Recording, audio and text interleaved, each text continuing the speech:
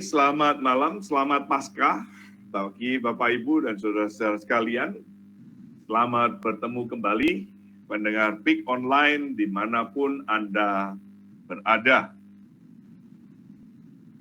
Dan selamat menikmati pengajaran Iman Kristen Online bersama dengan saya, Sundoro Tanuwijaya, dari Pelayanan Garam di Bali. Nah, Bapak Ibu, saudara-saudara, program PIK Online ini memberikan satu khotbah seri tentang para tokoh-tokoh di Alkitab dengan pendekatan yang memahami bagaimana pengalaman, pergumulan, dan dinamika iman mereka bersama dengan Tuhan.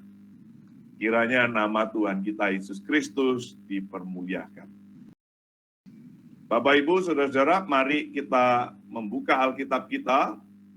Saya mengajak kita melihat di dalam Injil Matius, pasal yang ke-27, Injil Matius pasal yang ke-27, kita akan membaca ayat 3 hingga 5. Matius 27 ayat 3 dan 5 sampai 5.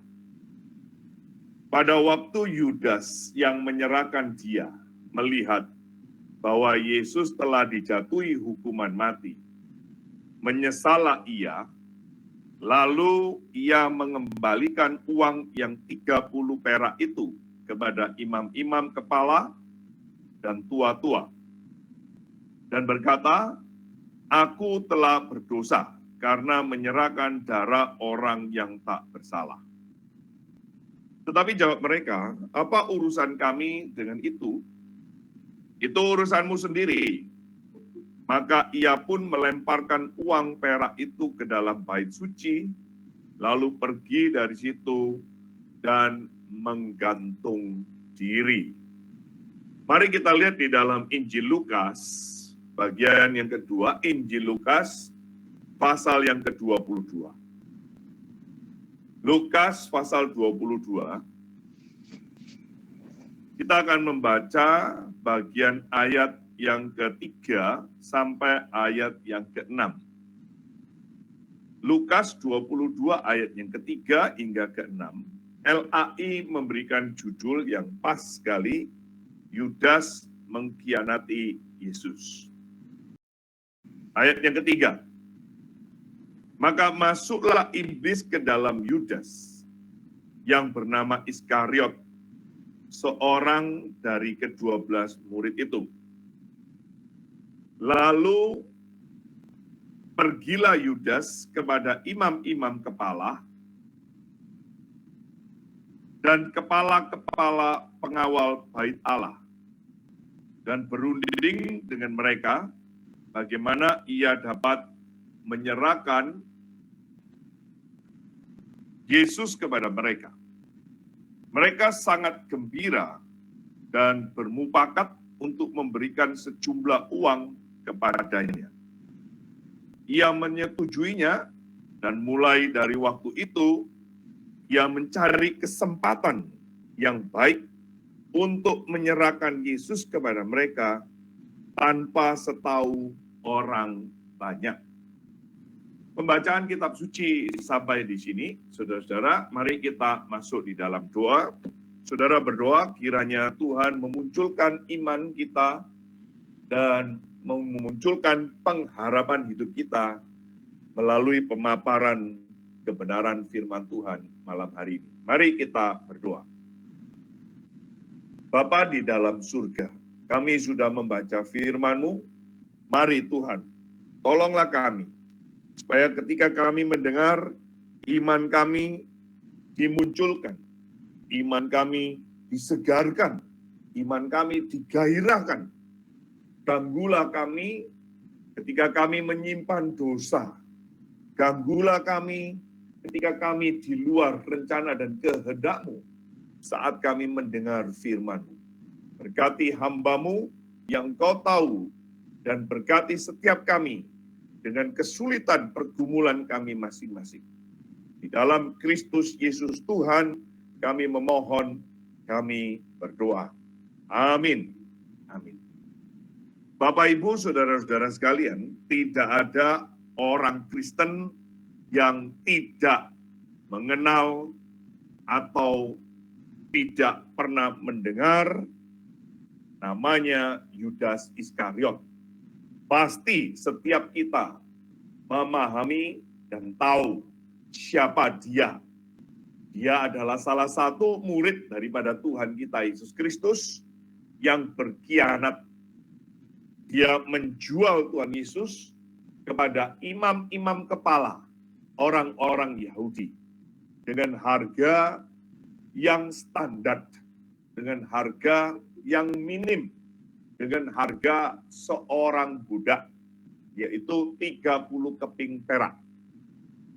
Nah, saudara-saudara, saat Yudas Iskariot sudah menjual Tuhan Yesus, dia merasa menyesal dan bersalah karena sudah menjual, sudah mengkhianati, dan di dalam dari mulut Yudas sendiri muncul kalimat, saudara, bahwa dia menjual darah orang yang tidak bersalah. Tadi kita sudah membaca di dalam Injil Matius, dia menyesal, dia menyerahkan darah orang yang tidak bersalah. Dari sini kita tahu bahwa Yudas mengakui Yesus orang yang tidak memiliki kesalahan. Karena penyesalan yang begitu mendalam, karena penyesalan yang begitu menghantui Yudas, kita tadi juga sudah membaca di dalam Injil Matius, dan kita akan menemukan kembali di dalam Kisah Rasul, pasal yang pertama, Yudas mengambil langkah yang bodoh sekali, langkah yang fatal sekali, yaitu membunuh dirinya dengan cara menggantung diri. Sungguh sangat disayangkan, saudara-saudara, Yudas Iskariot kalau mau sabar aja sedikit, dia mau sabar sedikit, saudara-saudara, menunggu beberapa jam, Yudas kemungkinan beroleh kesempatan untuk menyaksikan bagaimana kebangkitan Kristus, kemenangan Kristus atas maut, sesuai dengan apa yang dinubuatkan, apa yang sudah dijanjikan. Tetapi kita tidak menemukan hal itu. Yudas mati lebih dulu dan tidak lama Yesus bangkit. Siapa yang memilih Yudas? Yesus Kristus sendiri. Tetapi Yudas mengambil kesempatan justru untuk menjual Tuhan Yesus. Nah, Bapak, Ibu, saudara-saudara sekalian, pelajaran apakah yang bisa kita ambil dari kehidupan Yudas Iskariot? Saya boleh katakan Yudas Iskariot itu pengkhianat yang beruntung. Kenapa beruntung? Saudara-saudara, inilah pelajaran yang pertama. Pelajaran kita yang pertama, saudara-saudara, saat anugerah Tuhan sedang berlaku atas kehidupan kita, mari kita pergunakan anugerah itu dengan penuh rasa takut dan bertanggung jawab kepada Allah. Jangan dipermainkan. Bapak, Ibu, saudara-saudara sekalian, kenapa saya katakan Yudas pengkhianat yang beruntung?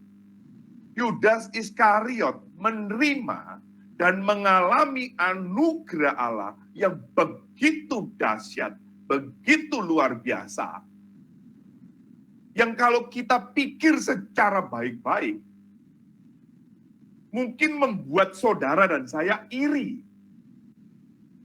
Kenapa iri? Saudara-saudara, ini kesempatan yang luar biasa. Perhatikan baik-baik. Yudas dipilih oleh Yesus sendiri. Yesus Kristus yang memilih 12 itu. Yudas memiliki seorang guru yang teragung sepanjang masa. Dia memiliki dosen yang luar biasa. Dia memiliki mentor yang luar biasa. Siapa itu? Sang Anak Allah. Dia dipilih oleh pribadi yang teragung di sepanjang sejarah umat manusia. Hidup sejaman dengan seorang guru yang luar biasa, mulia, luar biasa, agung. Yudas juga memiliki lingkungan yang baik, begitu indah. Di tengah-tengah para rasul, saudara. Dia ada di tengah-tengah, ada dekat dengan Rasul Petrus, dia dekat dengan Yohanes, dia dekat yang lain-lain itu. Bahkan saudara-saudara, Yudas itu memegang posisi atau bagian yang penting sekali, yaitu bagian keuangan di dalam kelompok yang mengikut Kristus ini. Ini sangat penting sekali bagian keuangan.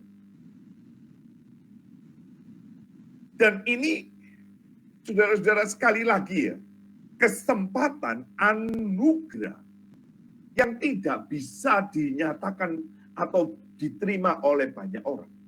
Ini sungguh-sungguh anugerah Allah. Begitu besar atas kehidupan Yudas Iskariot. Dan kalau saudara membaca di dalam Yohanes pasal 6, saudara akan menemukan di dalam Yohanes pasal 6, Yesus tahu sejak semula. Yesus tahu sejak semula siapa yang akan menyerahkan dia. Yesus tahu bahwa Yudas memang sejak semula itu adalah dikatakan dari iblis. Tetapi saudara-saudara, Yesus masih memberi kesempatan. Maka ironis sekali saudara, waktu kita membaca tadi, waktu kita pahami, ironisnya apa? Melihat dari Alkitab bahwa hidupnya itu berakhir dengan tragis. Pertama, dia mengkhianati Kristus. Kedua, dia berakhir dengan mainan ayunan pakai leher. Dia akhirnya mati, jatuh, dan perutnya terburai. Bapak, Ibu, saudara-saudara sekalian, ada banyak kesempatan Yudas itu belajar dari Yesus Kristus sendiri. Secara langsung, direct, live, saudara-saudara. Tetapi dia ironis, dia malah berkhianat. Dia malah menjual Yesus Kristus. Ada banyak kesempatan Yudas itu bisa berkarya dengan lebih cemerlang. Karena selain dikitari oleh para rasul yang begitu terhormat, dia lingkungannya sangat baik, lingkungannya sangat mendukung, itu seharusnya membuat Yudas terinspirasi, terdorong untuk melakukan karya-karya yang baik. Dia punya jabatan sebagai bendahara. Tetapi sebaliknya kita menemukan, dia malah bersekongkol. Dia malah melakukan konspirasi. Dia melakukan perbuatan yang sama sekali tidak terpuji. Dia berkhianat kepada gurunya sendiri. Bahkan akhirnya dia bunuh diri. Bapak, Ibu, dan saudara sekalian pendengar PIK online dimanapun Anda berada. Ada banyak peristiwa ya yang kita sangka kalau kita berada di lingkungan yang baik itu akan mendukung kita. Kalau kita ada di lingkungan yang baik itu membuat kita tidak berdosa. Kalau kita ada di lingkungan yang positif itu membuat kita juga memiliki aura yang positif. Kalau kita ada di lingkungan yang mendukung lalu kita tidak akan berbuat dosa. No, saudara-saudara. Ada banyak anggapan bahwa kejahatan itu akibat lingkungan yang kurang baik. Ada banyak prasangka bahwa manusia tidak mungkin melakukan kejahatan jika lingkungan sekitarnya itu baik-baik saja, lingkungannya itu mendukung, lingkungannya orang-orang yang sangat berpikiran positif. Saudara-saudara, kita menemukan tidak begitu kan di Yudas ini. Kita tidak menemukan. Maka kita juga belajar tidak tentu demikian. Dan saudara-saudara, Alkitab mengajarkan bahwa manusia memang itu tidak bisa berbuat baik. Manusia itu tidak ada yang baik. Tidak ada yang mencari Allah, kata Alkitab. Lingkungan kita juga tidak bisa menjadi alasan atas kejahatan yang telah kita lakukan. Orang selalu mengatakannya karena dia terjerat, dia terganggu, tergoda, terpengaruh oleh lingkungan. Sehingga dia akhirnya jatuh di dalam dosa. Panggilan kita sebagai orang Kristen justru memberikan pengaruh kepada lingkungan, bukan dipengaruhi. Nah, Bapak, Ibu, Saudara-saudara, kalau kita bandingkan di dalam Alkitab, Musa itu dibesarkan dalam situasi kerajaan di Mesir. Dididik, di dalam Kisah Rasul dicatat, dididik dengan semua ilmu orang Mesir. Dan sangat mungkin juga, sangat besar kemungkinannya, Musa juga diajar dengan bentuk penyembahan-penyembahan orang Mesir. Namun, saudara-saudara, Allah tetap pakai dia. Dan karya hidup Musa sangat luar biasa. Musa sangat dihormati oleh orang Yahudi, oleh orang Kristen, bahkan oleh orang Islam, sampai dengan hari ini. Musa menjadi satu sosok pribadi yang sangat dihormati. Mungkin saudara mempunyai pembelaan. Ya tentulah, Sundoro. Musa itu kan ada di lingkungan istana. Ya baik-baik saja dong Sundoro. Ya baik-baik di lingkungan istana. Pasti dong dia positif. Oh iya. Saya setuju. Dalam konteks itu saya juga setuju. Itu benar.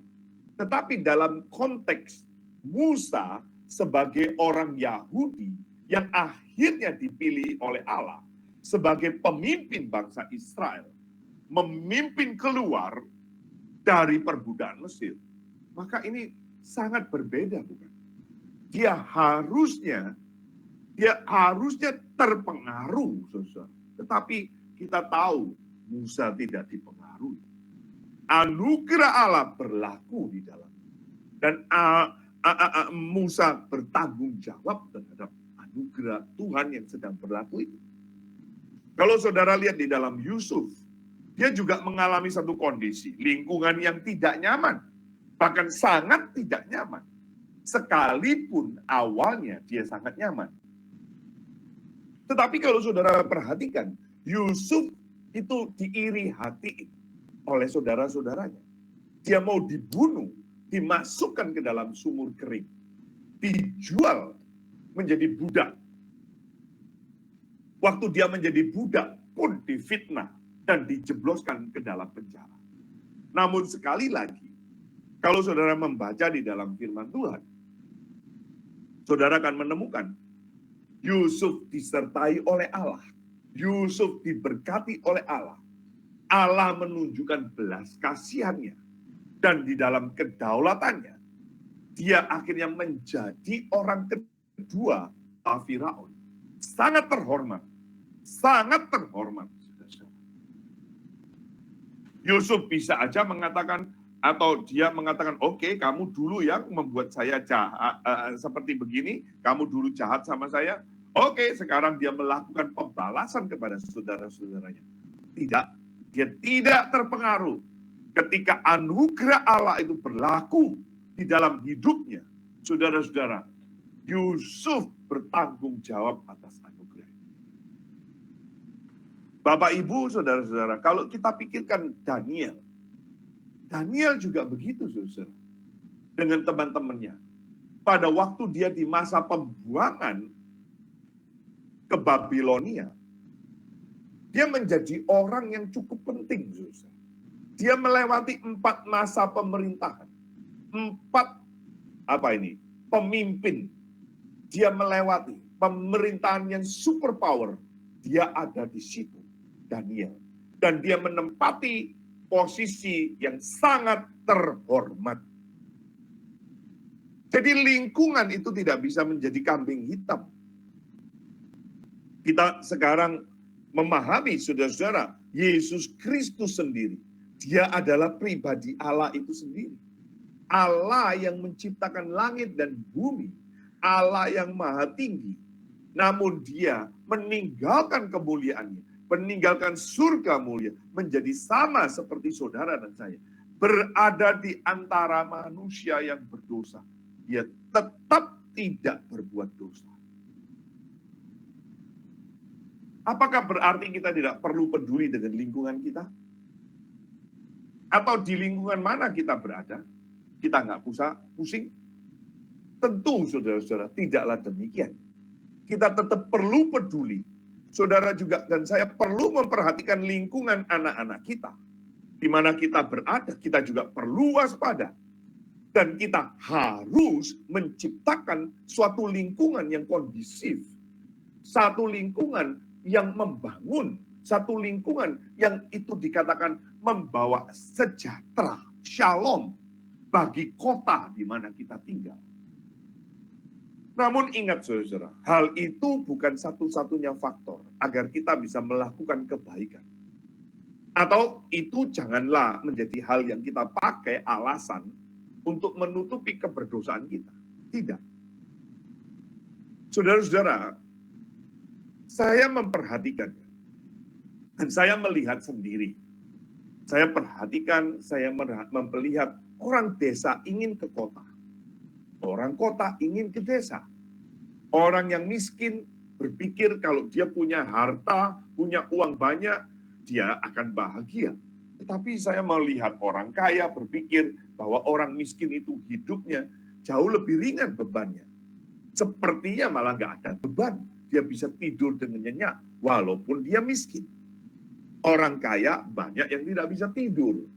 Selalu mengeluhnya tidak bisa tidur padahal uangnya banyak. Kasurnya nyaman, kasurnya mahal, begitu ya. Double pillow top, ya, bukan sembarangan spring bed. Nah, saudara-saudara, orang yang kemana-mana sendiri, alias jomblo, dia merasa kesepian, lalu dia melihat mereka yang punya pasangan, mereka yang pacaran kok kayaknya bahagia. Dia melihat orang yang berumah tangga kok kayaknya enak ya. Tetapi saudara-saudara saya juga memperhatikan orang yang menikah. Melihat para jombloan-jombloan itu kok betapa bebasnya mereka ya. Kalau tidak menikah.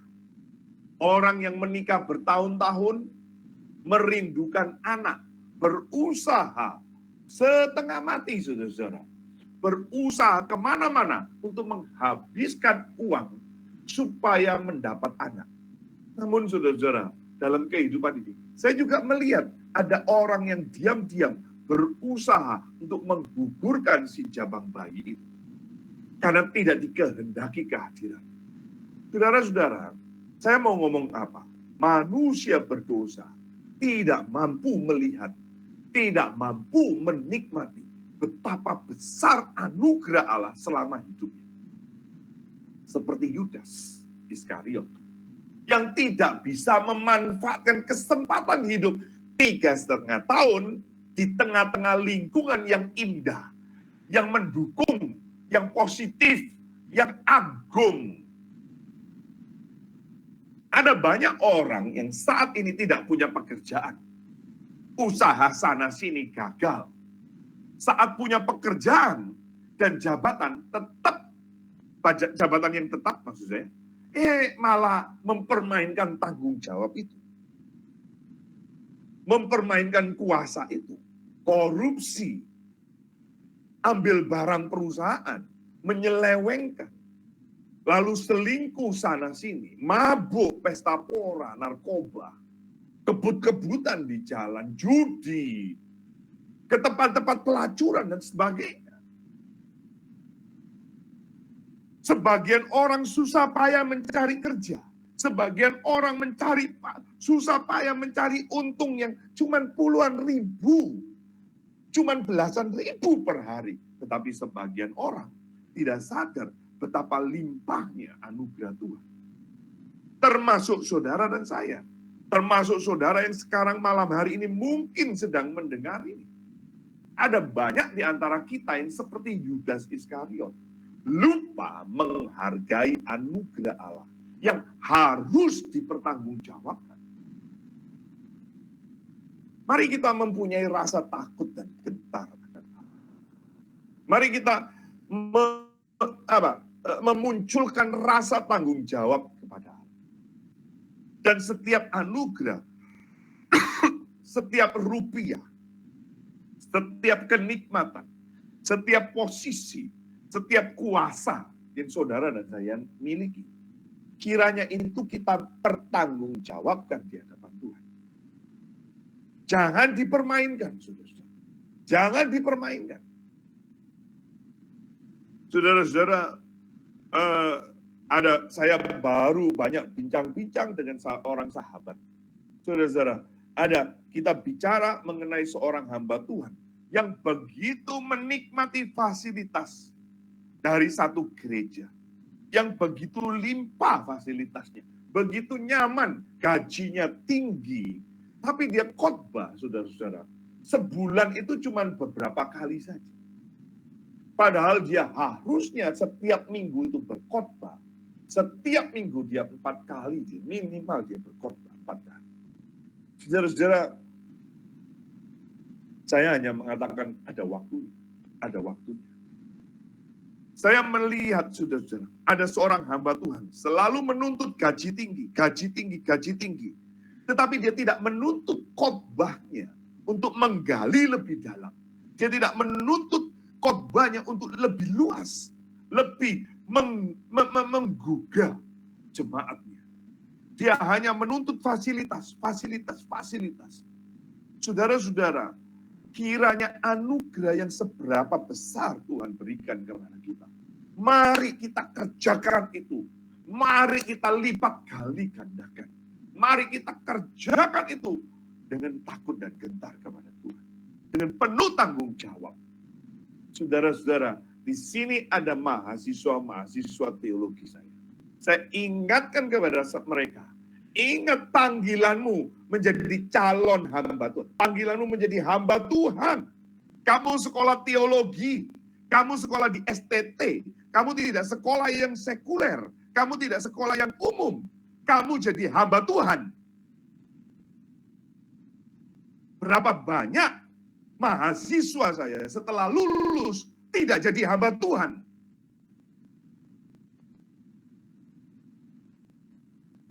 Dengan membangun berbagai macam alasan-alasan. Saya perlu duit, saya perlu ini, saya perlu. Siapa yang tidak perlu? Semua perlu. Tetapi engkau tidak sadar. Engkau sudah membuang anugerah Tuhan. Sudah belajar teologi. Tetapi tidak terjun di dalam ladang pelayanan. Ada yang jadi satpam. Ada yang macam-macam, saudara-saudara. Saya melihat kakak-kakak tingkat saya. Saya melihat rekan-rekan saya. Akhirnya dia meninggalkan panggilan Tuhan. Saya hanya berdoa. Kiranya Tuhan berbelas kasihan. Dan Tuhan tidak memukul. Tuhan tidak menghajar orang itu. Masih diberi kesempatan supaya dia cepat kembali.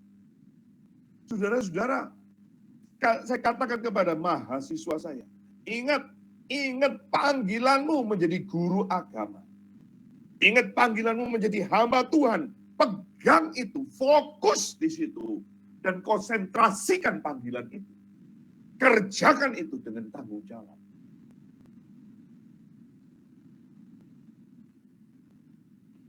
Kalau ada di antara saudara yang rasa, saya dulu salah kuliah, saudara. Saya salah masuk jurusan. Fine. Kita juga percaya Allah berdaulat. Dan di dalam kedaulatannya Allah mampu melakukan segala perkara. Tetapi selama kita kerjakan, anugerah itu kita kerjakan dengan penuh tanggung jawab, Tuhan akan mampu memutar balikan segala perkara. Sekali lagi untuk hormat dan kemuliaan nama Tuhan. Ini yang tidak Yudas kerjakan. Ini yang Yudas lewatkan.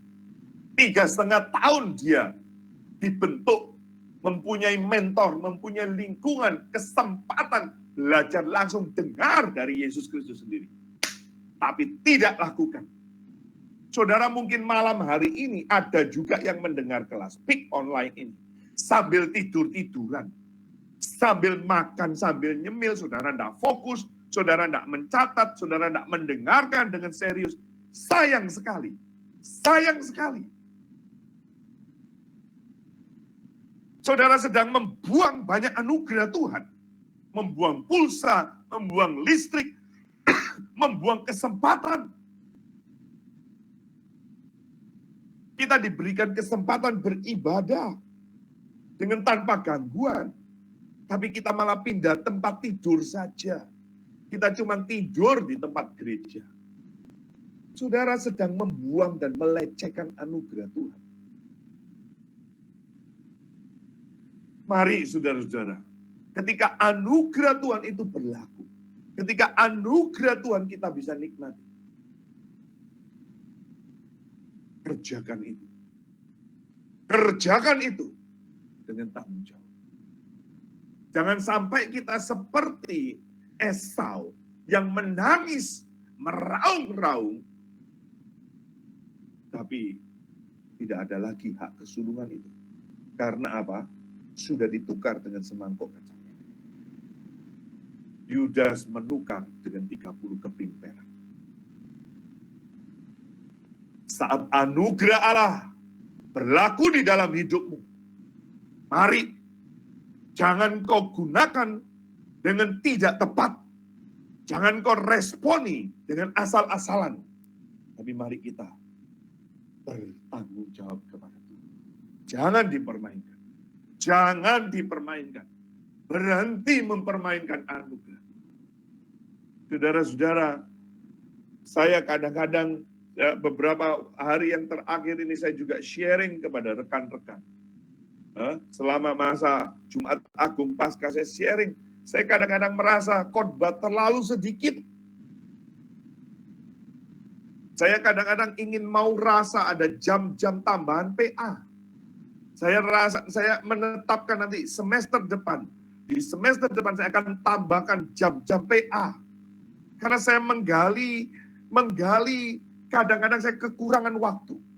Tapi juga ketika saya belajar, saya merasa egois. Kenapa saya tidak bagikan kepada rekan-rekan yang lain? Kenapa saya tidak bagikan kepada umat Tuhan?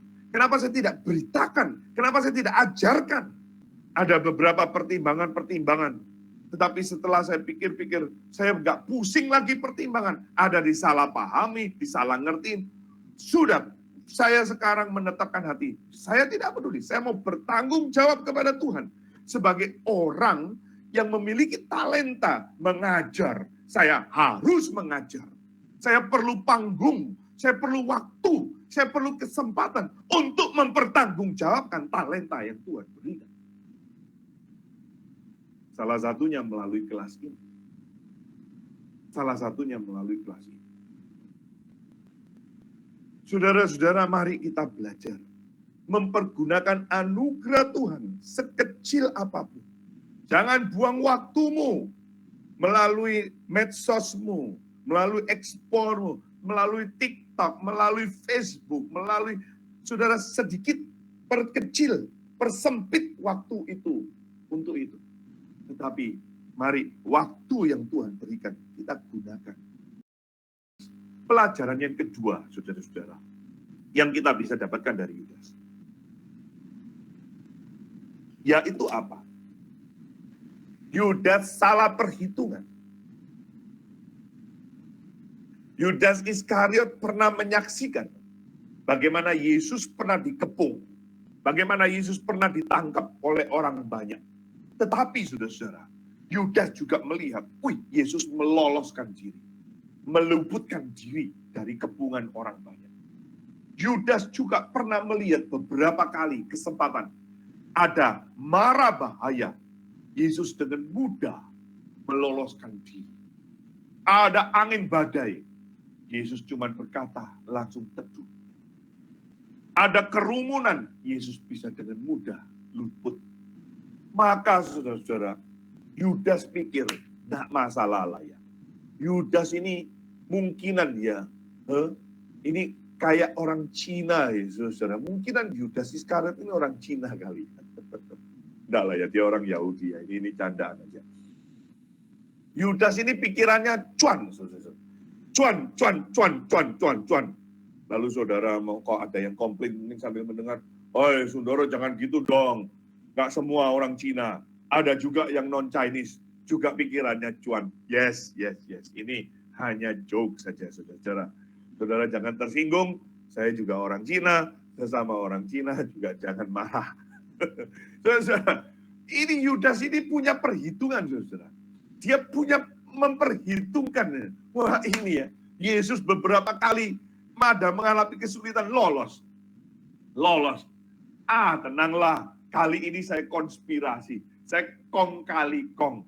Saya rembuhkan. Saya kompromi dengan para imam. Saya kompromi dengan orang petua. Saya akan serahkan Yesus 30 keping perak. Yesus pasti meloloskan diri. Seperti biasanya. Waktu Yesus meloloskan diri, ya sudah, bukan tanggung jawab saya dong. Barang yang sudah dibeli tidak bisa dikembalikan.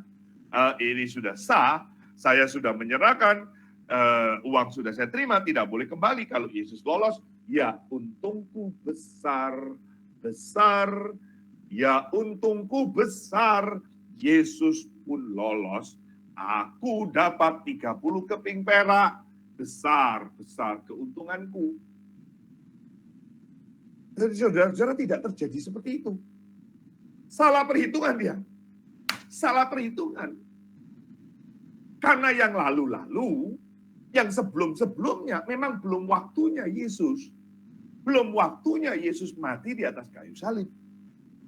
Jadi kali ini, saudara-saudara, Yudas salah perhitungan. Saudara-saudara, manusia setelah salah perhitungan, menyesal, saudara-saudara. Penyesalan katanya selalu datang terlambat. Penyesalan itu karena salah perhitungan. Lalu dia kembalikan uang itu, saudara. Uang yang tadinya menarik, uang yang tadinya menjanjikan, uang yang tadinya menghibur dia, uang yang dia anggap itu menjadi keuntungan yang besar, sekarang menjadi penyesalan yang mendalam.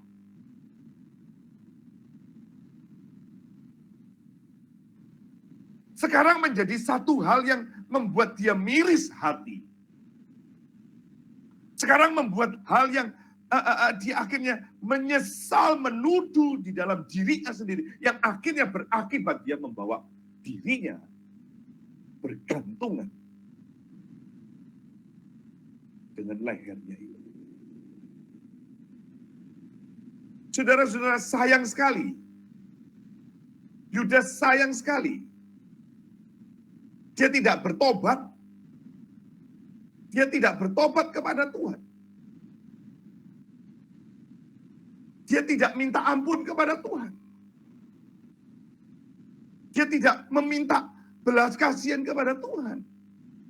Dia pikir uang itu memberikan kekuatan. Uang itu memberikan penghiburan. Uang itu memberikan kebahagiaan. Kali ini dia salah, saudara-saudara.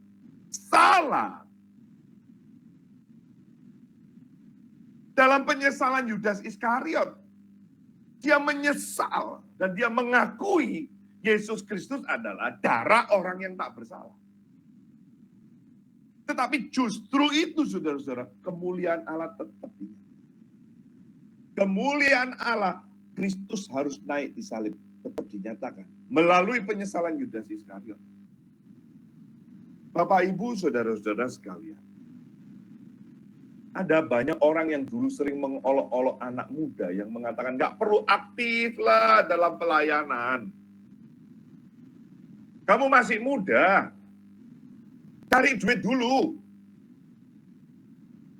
Kamu ini masih energik, tenagamu masih banyak, kesempatanmu masih banyak. Sudah, jangan aktif-aktif di gereja. Nantilah kalau sudah tua. Saya dulu paling sering mendengar kalimat-kalimat ini. Saya dulu waktu masih muda, BTW masih juga muda hari ini. Selalu dikasihkan, mumpung masih muda itu cari uang dulu. Kalau sudah uang banyak, baru pelayanan. Saudara-saudara, orang-orang yang ngomong seperti ini, berapa banyak yang salah perhitungan? Ada yang sampai hari ini punya uang banyak, dia tidak pelayanan, dia diperbudak oleh uang. Ada yang waktu dia uang banyak, dia mati, tidak ada kesempatan melayani. Ada yang waktu dia punya uang banyak, dia tidak ada kesempatan lagi. Saudara-saudara, kita seringkali salah perhitungan. Kita sama seperti Yudas. Muncul, saudara-saudara, penyesalan. Tahu gini ya, waktu saya masih muda. Waktu masih muda, dia menghabiskan waktunya untuk mabuk-mabukan, untuk nongkrong sana-sini, untuk buang waktu, untuk cuman chat, lalala, tralala, trilili di situ-situ. Saudara-saudara, itu masa keemasan. Dipakai dengan hal-hal yang sia-sia. Muncul penyesalan demi penyesalan. Yang mendalam dalam hidupnya. Yang tidak bisa terhapuskan. Menyesal karena apa? Salah perhitungan. Salah perhitungan. Saudara-saudara, saya bertemu dengan seorang teman saya. Yang persis seperti ini. Waktu dia masih muda, orang tuanya punya kelimpahan harta. Dia gunakan uang orang tuanya hampir setiap minggu untuk melacur. Saya ajak dia ke gereja. Saya ikutkan dia. Saya jemput dia. Dia karena sungkan dengan saya. Dia ikut saya ke gereja. Tetapi pulang gereja, dia kembali ke pelacuran. Dia ke gereja karena sungkan kepada saya. Terus dia melacur. Saudara-saudara, setelah berpuluh tahun kemudian kita tidak ketemu. Satu kali kita ketemu dengan satu teman yang lain. Lalu dikatakan, kamu ingat gak si ini? Oh iya, ingat. Gimana dia? Masih dia sekarang di sini. Dia telepon kita bertemuan. Saudara-saudara, waktu kita ketemuan, saya kaget sekali. Badannya kurus, hancur, saudara-saudara. Seperti, saudara-saudara, saya mengatakan, kamu ada sakitkah? Dia mengatakan tidak, saya baik-baik saja. Tetapi saudara-saudara, badannya hancur, kurus, seperti ada penyakit kulit yang saya tidak bisa jelaskan, saudara. Lalu kita ngobrol. Saya tanya, anakmu berapa? Dia tidak punya anak. Sudah menikah belasan tahun, tidak bisa punya anak. Lalu kita mulai ngobrol, saya tanya, engkau sekarang berjemaat di mana, engkau bagaimana kerjaan? Dia susahnya luar biasa hidup. Saudara-saudara, lalu sebelum kita berpisah, dia memanggil saya. Sundoro, saya ingat kamu adalah satu-satunya orang yang selalu ngajak saya ke pemuda. Masih ingat nggak? Ya. Di Surabaya, di Babatan itu. Iya. Saya ingat. Saya harap saya dulu seperti kamu. Saudara-saudara. Penyesalan. Dan terlambat karena salah perhitungan.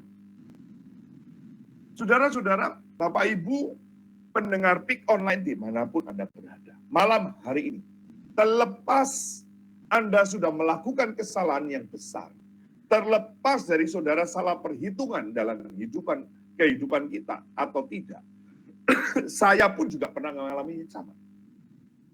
Saya pernah melakukan kekonyolan, saya pernah melakukan kebodohan, saya melakukan kesalahan yang fatal di dalam hidup ini. Tapi tetap, saudara-saudara, semuanya itu dipakai kembali oleh Tuhan untuk menyatakan kemuliaan. Jikalau saudara dan saya mau kembali kepada Jikalau saudara dan saya mau kembali dan menyerahkan diri hidupmu kepada Tuhan dan bertanggung jawab seperti anugerah yang Tuhan sudah anugerah. Tuhan, tidak ada yang sulit bagi Tuhan untuk membalikkan itu semua. Alkitab mengatakan saudara-saudara bahwa semua lutut akan bertelut. Semua lidah akan mengaku bahwa Yesus itu Tuhan. Satu hari kelak, saudara mau yang jahat, mau yang percaya, atau mau yang tidak percaya, satu hari kemuliaan Tuhan tetap akan dinyatakan melalui Kristus. Hari ini, saudara disuruh percaya, tidak mau. Hari ini, saudara disuruh bertobat, saudara membuang-buang kesempatan. Hari ini, saudara mendengar firman dengan tidak bertanggung jawab. Hari ini kau mendengar firman dan tidak berespon dengan tepat. Saudara-saudara, kau akan menyesal. Kau salah perhitungan. Hari ini jangan menolak engkau menerima Kristus. Dia sudah mati bagi dosa-dosamu. Dia sudah menggantikan dirimu. Dia sudah tergantung di kayu yang terkutuk itu. Sudah ada di dalam perhitungan Allah. Justru engkaulah yang salah perhitungan.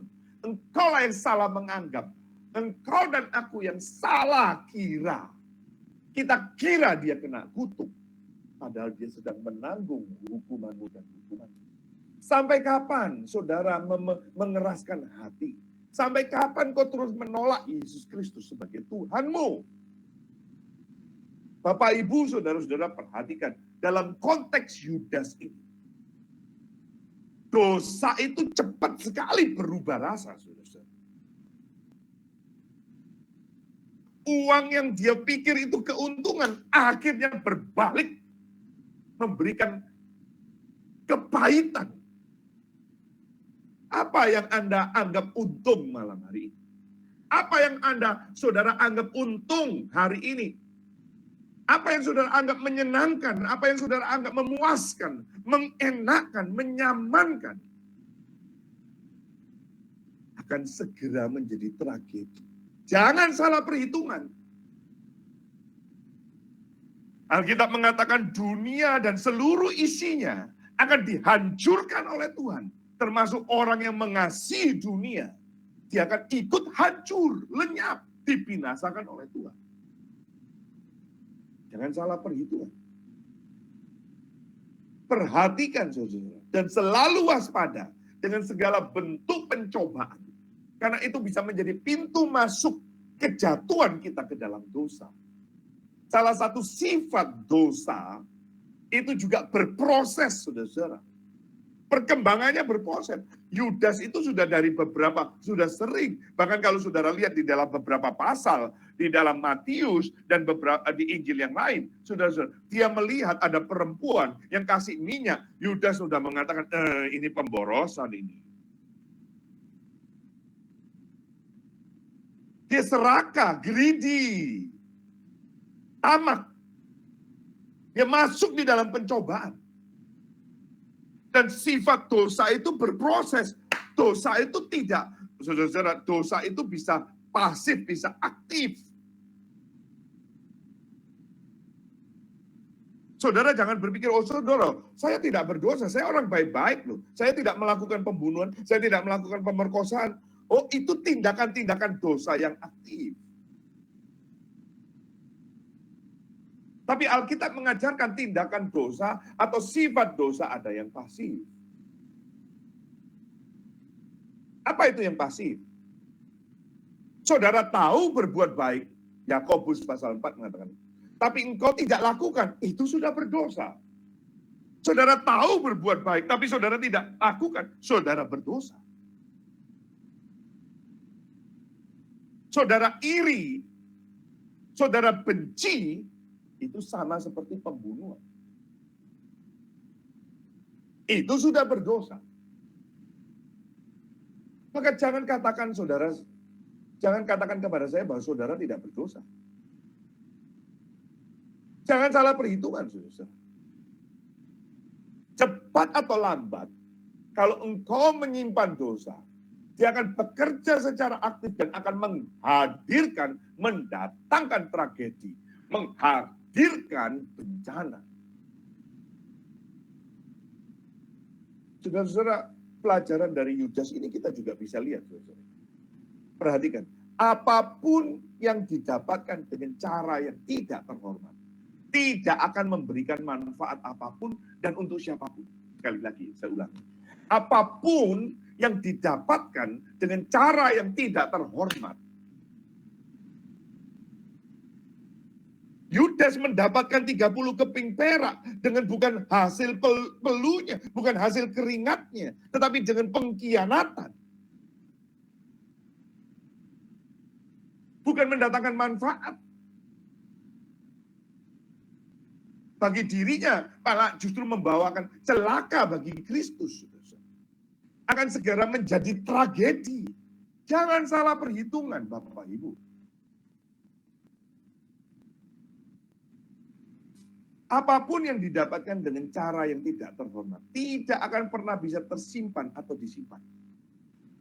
Yudas akhirnya mengembalikan itu 30 keping perak. Akan segera ketahuan dan menjadi sebuah tragedi. Jangan disimpan.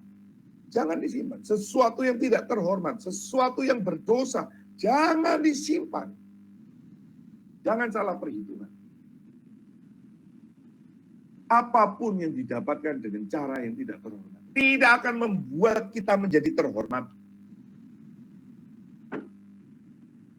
Pagi tadi saya berbicara, ada salah satu hamba Tuhan yang malam hari ini ikut ke dalam kelas ini. Tadi pagi saya berbicara dengan hamba-hamba Tuhan. Saya katakan kepada mereka, dan saya ingatkan kepada mahasiswa-mahasiswa saya. Hati-hati, kita ini hamba Tuhan, bukan hamba uang. Jangan jual hak kesulungan kita. Hak kesulungan kita dengan semangkuk kacang merah.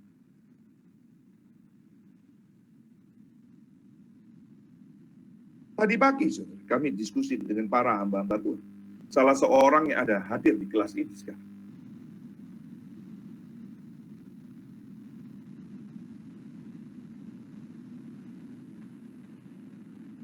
Jangan karena uang lalu kita mau menjadi terhormat. Terhormat itu tidak karena uang, saudara. Lebih baik saudara dan saya sesali dosa-dosamu, dosa-dosa kita saat ini, dan datang kepada Bapa melalui iman kepada Yesus Kristus. Daripada satu hari nanti engkau terlambat, daripada engkau satu hari harus mengakui kemuliaan Allah yang akan dinyatakan melalui murkanya yang menyala-nyala. Ada cukup banyak orang yang menyesal, tapi tidak mau bertobat dari dosa-dosa. Ada banyak orang yang menyesali dosa, menyesali sikapnya, perbuatannya, tapi tidak mohon pengampunan dan tidak meninggalkan perbuatan dosa itu. Pelajaran yang kedua. Pelajaran yang ketiga, Bapak Ibu, Allah kita adalah Allah yang berdaulat. Dia tidak peduli siapapun, saudara dan saya. Saat Tuhan sudah bertindak, tidak pandang bulu murkanya akan dinyatakan kepada siapapun. Bukankah Yudas Iskariot orang yang dipilih oleh Yesus Kristus sendiri? Bukankah Yudas memiliki jabatan yang cukup penting di komunitasnya para rasul waktu itu? Bukankah Yudas memiliki posisi yang sangat penting, keuangan? Tapi saudara-saudara, kita melihat Allah itu berdaulat, tidak pusing, tidak peduli. Dia tidak membiarkan dirinya dipermainkan. Allah di surga, manusia di bumi. Siapa kita? Kita di bumi. Mari kita tidak mempermainkan diri. Mari kita tidak mempermainkan anugerah Tuhan. Apalagi saudara dan saya mempermainkan Allah. Mempermainkan anugerahnya. Tinggalkan itu, saudara. Dia di surga berdaulat. Kita di bumi. Janganlah kita mempermainkan dirinya. Janganlah kita mempermainkan anugerahnya. Saat nanti Tuhan bertindak, tidak ada satu kuasa pun yang bisa menahan murkanya. yang bisa menahan kemarahan. Kalaupun sekarang Tuhan menyatakan kemurahannya, saudara dan saya jangan pakai untuk berbuat dosa. Kemerdekaan yang Tuhan sudah nyatakan, jangan kita pakai untuk mencari kesempatan berbuat dosa.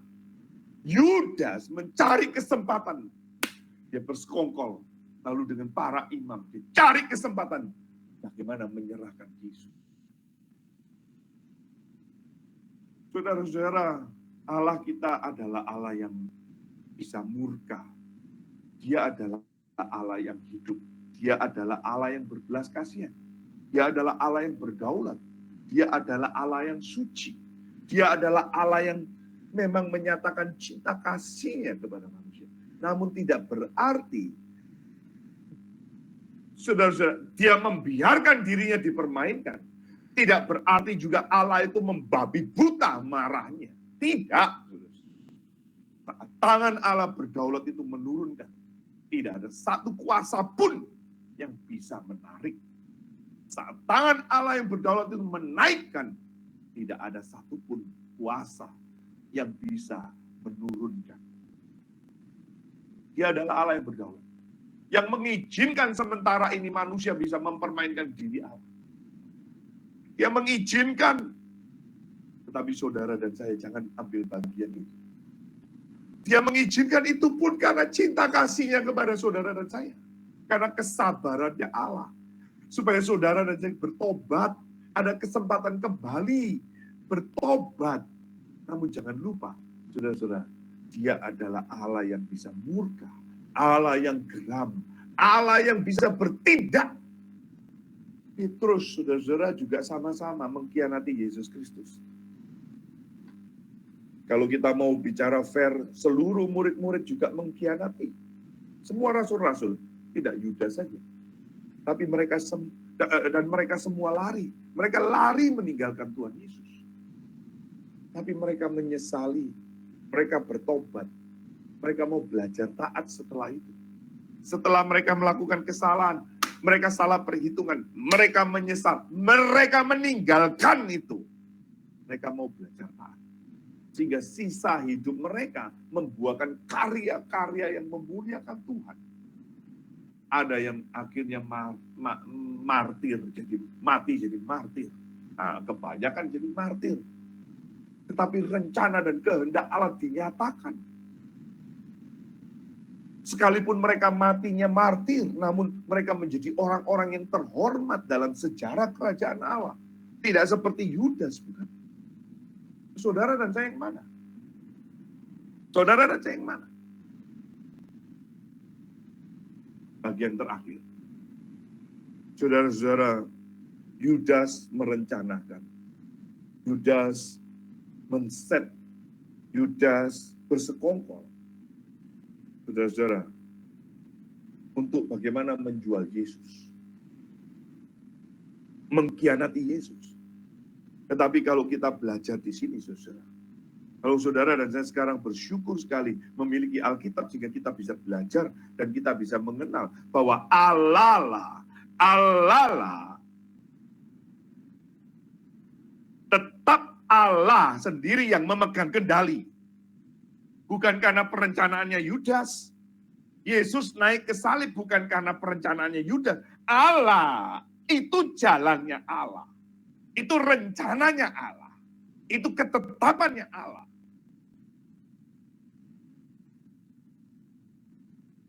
Tidak akan menggugurkan rencana Allah. Sebaliknya, saudara-saudara, kejahatannya Yudas itu, walaupun sudah well planned, sudah direncanakan,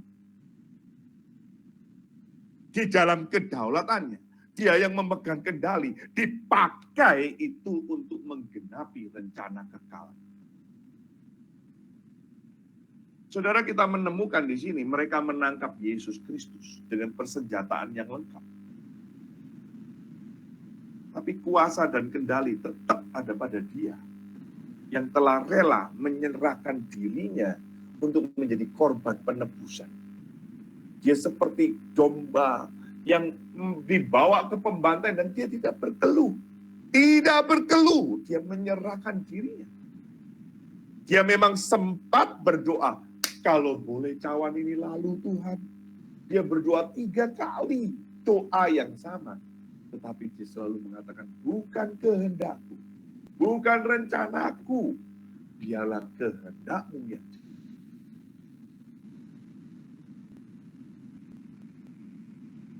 Allah tetap memegang segala kendali. Meski seolah-olah berakhir tragis. Dia akhirnya disalibkan. Dia akhirnya ditangkap. Dia akhirnya diadili. Dia akhirnya dicaci maki. Dia dicela. Dia dianiaya. Tetapi saudara-saudara, Alkitab mencatat di dalam 1 Korintus 15. Ada teriakan, hai maut, di mana sengat? Hai maut, di mana kuasamu? Kuasa maut sudah dipatahkan. Kuasa maut sudah dihancurkan. Kuasa maut sudah dikalahkan. Dan Allah yang memegang kendali. Saudara-saudara, hidupmu malam hari ini, saya tidak tahu. Saya tidak mengenali saudara satu persatu dengan kesulitan-kesulitan. Tetapi saudara, ada manusia-manusia yang merencanakan tentang hidupmu, ingin menjatuhkan, ingin melumpuhkan, ingin melemahkan, atau ingin merancangkan kejahatan di atas dirimu. Saudara tidak usah khawatir. Ini malam hari ini harap menjadi satu penghiburan. Malam hari ini menjadi satu kekuatan bagi engkau dan aku. Supaya kita ada di tempat yang aman, tempat yang nyaman, yaitu Allah sendiri. Allah sendiri, dan Dia yang memiliki kita. Dia yang sudah mati bagimu dan bagiku. Kalau Dia sudah memberikan anaknya yang tunggal, apalagi yang lain yang tidak berikan untuk menggenapi rencana keselamatan di dalam diri saudara dan saya. Maka saudara dan saya tidak perlu takut, tidak perlu gentar, tidak perlu bersusah hati. Kembalilah kepada Tuhan.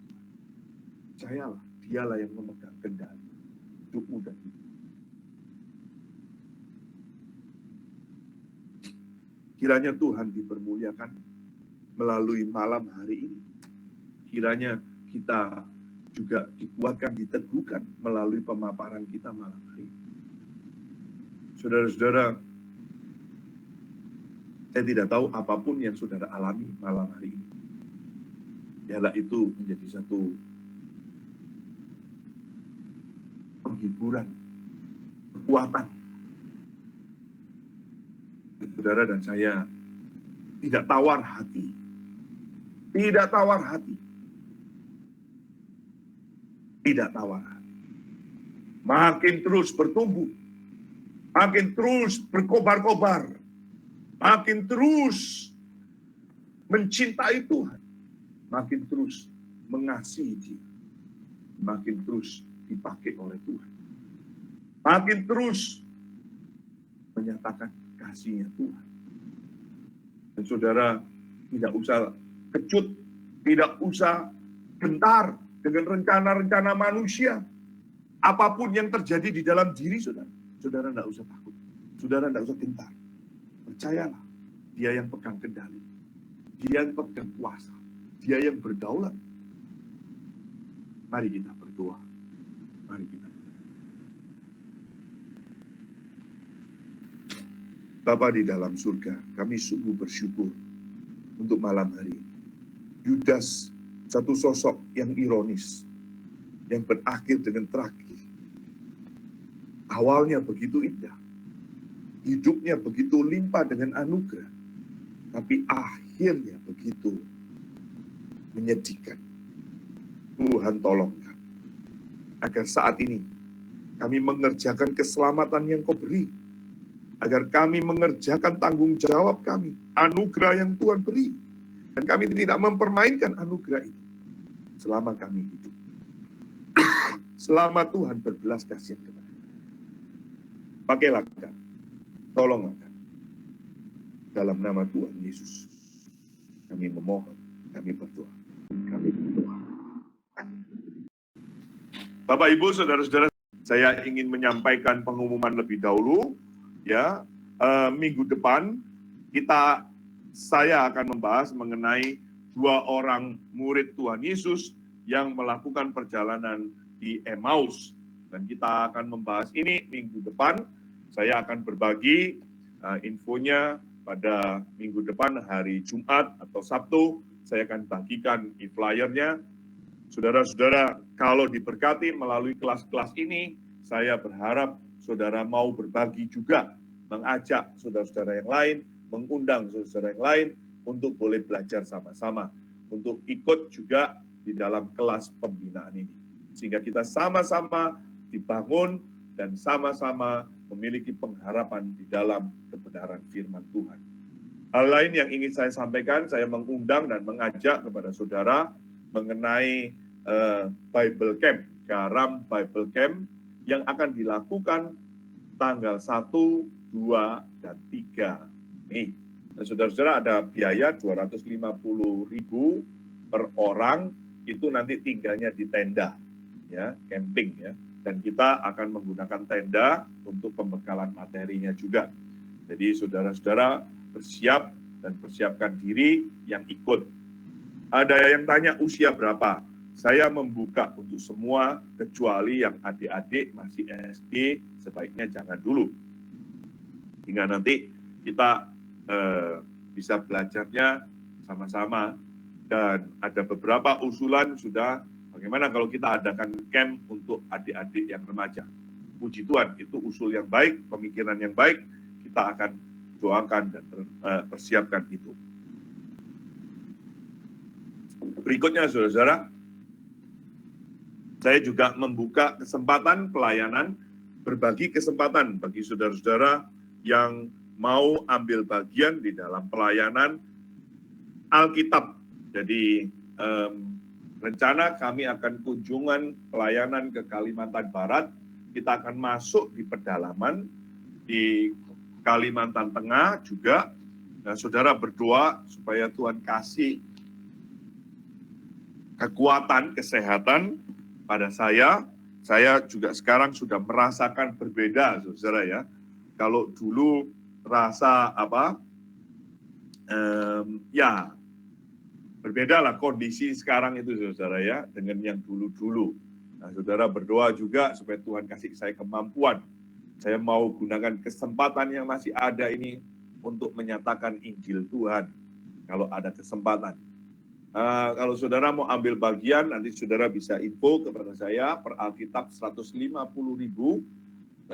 Kita rencana ada mau bagikan 400 Alkitab, 200 di Kalbar, 200 di Kalteng. Saudara-saudara, tahun ajaran semester depan sudah akan mulai. Kita membuka kesempatan juga bagi saudara yang mau ambil bagian di dalam beasiswa. Ya, mulai dari yang sekolah umum maupun yang mahasiswa. Mari saudara, kalau ada yang tergerak, bersyukur saya menerima ada saudara yang tergerak untuk berbagian bagi mahasiswa. Kita akan berbagi kepada mahasiswa. Saya sudah umumkan dan sedang didata untuk mahasiswa STT yang memerlukan beras, minyak goreng, dan beberapa makanan. Minggu ini saya akan bagikan berkat itu kepada para mahasiswa. Saudara, kita juga membuka kesempatan bagi saudara yang mau mendukung hamba Tuhan, pelayanan di daerah-daerah, di pedalaman, dengan 750.000 per bulan. Atau kalau saudara tidak bisa sebesar itu, tidak apa-apa. Saudara, tidak masalah, kita tetap akan dukung dan kita akan salurkan. Lalu kita akan membagikan, saudara, satu portable speaker bagi hamba Tuhan, jemaat Tuhan yang ada di pedalaman, di mana di situ ada microchip-nya. Lalu microchip-nya itu bisa kita isi dengan ajaran-ajaran atau sesi-sesi kelas PIK ini. Sehingga saudara-saudara yang di daerah juga bisa mendapatkan kesempatan pelajaran. Ini saya baru terima WA, saudara-saudara, bahwa uang Alkitab yang terkumpul itu sebesar 4.750.000 yang sudah terkumpul 4.750.000. Kalau kita memerlukan 400 Alkitab, kali 150 berarti kita perlu 60 juta, saudara ya. Nah, saudara berdoa buat ini, saya berdoa untuk Tuhan sendiri yang memampukan. Lanjut, saudara-saudara, saya ingin sampaikan yang lain adalah jangan lupa mengikuti seri-seri pengajaran kita melalui Anchor atau Spotify. Dan saudara kalau mengikuti di sana, jangan lupa juga klik like jempolnya, saudara, jangan lupa jempolnya, dan juga subscribe sehingga itu menjadi poin ya, jadi poin tambahan bagi akun podcast kita. Ya, saudara-saudara, berikutnya yang saya ingin sampaikan, ini kalau saudara diberkati melalui pelayanan ini, saya mengajak, saya mendorong saudara juga mengundang saudara-saudara yang lain berbagi e-flyer ini kepada yang lain. Dan jika saudara tergerak dan ingin memberikan persembahan sebagai respon syukur saudara atas kelas pengajaran ini, saudara bisa menyampaikan persembahan saudara di gereja saudara masing-masing, di mana Tuhan sudah tempatkan saudara. Atau kalau saudara mau salurkan melalui kami, Pelayanan Garam Bali, saudara hubungin nomor saya dan nomor bendahara, nanti kita akan bagikan nomor rekening kepada saudara. Itu yang bisa saya sampaikan, saudara-saudara. Untuk mengakhiri pertemuan kita pada malam hari ini, minta dengan kasih hambanya Bapak Penginjil Dwi Susanto. Bapak Penginjil Dwi Susanto, bolehkah memimpin dan menutup kita di dalam doa untuk pertemuan kita malam hari ini? Hambanya. Ya, mari kita berdoa. Terima kasih untuk anugerah Tuhan bagi kami, dan kami percaya bahwa anugerah Tuhan itu cukup bagi setiap kami. Terima kasih untuk pengorbanan Tuhan yang telah Tuhan nyatakan bagi kami. Terima kasih untuk keselamatan yang Tuhan berikan. Bahkan di dalam kedaulatan-Mu, Engkau telah memilih kami, menetapkan kami jadi orang-orang pilihan Tuhan. Tetapi kami juga menyadari bahwa di dalam perjalanan ataupun proses mengikut Tuhan, kerap kali kami gagal untuk melakukan apa yang menjadi kehendak Tuhan. Untuk itu sekali lagi kami mohon anugerah Tuhan. Kiranya kami terus dituntun kepada Tuhan, terus dituntun oleh Tuhan untuk berfokus memandang kepada salib Kristus, berpegang teguh di dalam Injil, sehingga waktu-waktu yang kami jalani adalah waktu-waktu yang sungguh bertanggung jawab. Kami mengerjakan keselamatan yang Tuhan sudah berikan bagi kami. Untuk itu tolonglah kami ya Tuhan. Pimpinlah kami. Roh Kudus senantiasa menuntun langkah hidup kami, supaya kami tidak lengah, tetapi kami mengerjakan yang terbaik, semaksimal mungkin, seefektif mungkin bagi Tuhan. Terima kasih untuk hamba-Mu yang sudah memaparkan pada malam hari ini. Tuhan memberikan kekuatan kepadanya, bahkan memulihkan kondisinya, sehingga Tuhan akan terus memberkati di dalam seluruh pelayanan yang harus dikerjakannya dan yang Tuhan percayakan. Terima kasih untuk kami semua yang sudah mendengarkan. Tuhan pun yang akan memimpin seluruh kehidupan kami. Di dalam nama Tuhan Yesus Kristus kami berdoa, kami memohon. Amin. Amin. Amin.